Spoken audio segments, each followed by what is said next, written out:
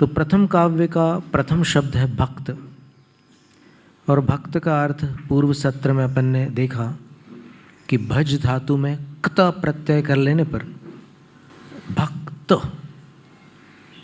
टूटा हुआ, खंडित। कहाँ से खंडित? तो अभिमान से खंडित। जिस पल अपने आराध्य का परिचय हुआ तब तक भक्त नहीं था, अब उसका अभिमान टूट गया। ज्यों ही आराध्य को पहचाना, अभिमान समाप्त। और जिसका आराध्य की अपेक्षा से हमेशा के लिए अभिमान टूट चुका है, वो भक्त है। मैं कुछ नहीं हूँ, वो सब कुछ है, ऐसी भावना जिनके अंदर है, वो भक्त है। तो जो भक्त अमर अर्थात देव हैं, उनके प्रणत झुके हुए मौली मुकुटों की, मणियों की प्रभाओं के जो उद्योतक, भगवान के पाद युगल, चरण युगल, उन रत्न किरणों को प्रकाशित करते हैं। क्योंकि जब इंद्र आदि देव भगवान के चरणों में नतमस्तक होते हैं, तब उनके मुकुटों के रत्नों की किरणें भगवान के चरणों पर पड़ती हैं। लेकिन भगवान के जो नख होते हैं वो दर्पण के समान स्वच्छ होते हैं। तो प्रकाश जब दर्पण पर पड़ता है तो वो उद्योतित हो जाता है। तो इससे सूचित होता है कि सारे देव भगवान के चरणों में नतमस्तक हैं। लेकिन कब? जब उनको केवल ज्ञान हुआ तब।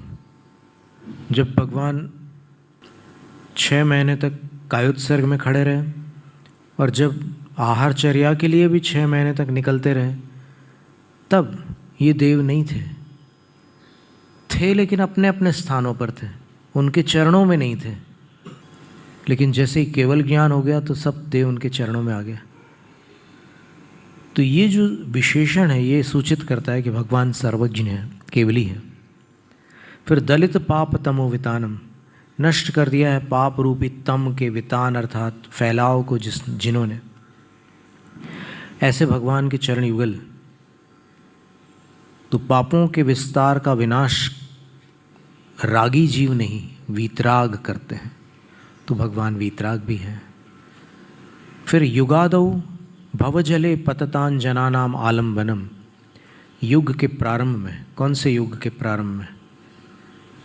कर्मभूमि, कृत युग, कर्मभूमि के प्रारंभ में भवजले पततान जनानाम, संसार रूपी जल में पड़ने वाले जनों के लिए, मनुष्यों के लिए और जीवों के लिए आलम्बनम, भगवान के चरण सहारा थे। भगवान के चरणों को जिन्होंने प्राप्त किया वो डूब नहीं सकते थे। ऐसे भगवान के चरण युगल को सम्यक प्रणम्य, भली भांति प्रणाम करके, अब सम्यक जो है उसको क्रिया विशेषण बनाते हैं। कैसे प्रणाम करके? तो समीचीन रीति से, भली भांति, विधिवत प्रणाम करके।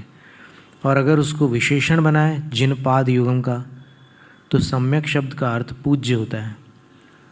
तो जो पूज्य भगवान के चरण युगल हैं उनको प्रणाम करके, दोनों अर्थ बन सकते हैं। वैसे चलन में जो अर्थ है वो विधिवत प्रणाम करके, ऐसा अर्थ है। विधिवत क्या है कि ये 3 बार आवर्त करना और 1 बार सिर झुकाकर अपनी अंजलि को सिर पर लगाना, प्रणाम। तो सम्यक प्रणम्य का अर्थ यही है, 3 आवर्त करके प्रणाम करना। और युग के प्रारंभ में संसार में डूबने वालों के लिए भगवान सहारा कैसे थे? तो हितोपदेश की अपेक्षा, उनकी दिव्य ध्वनि से जीव बच जाते थे, डूबते नहीं थे, इसलिए वो आलम्बन थे।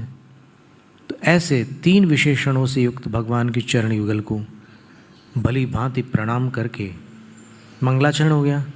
अब दूसरे काव्य में वाक्य को पूर्ण करते हैं।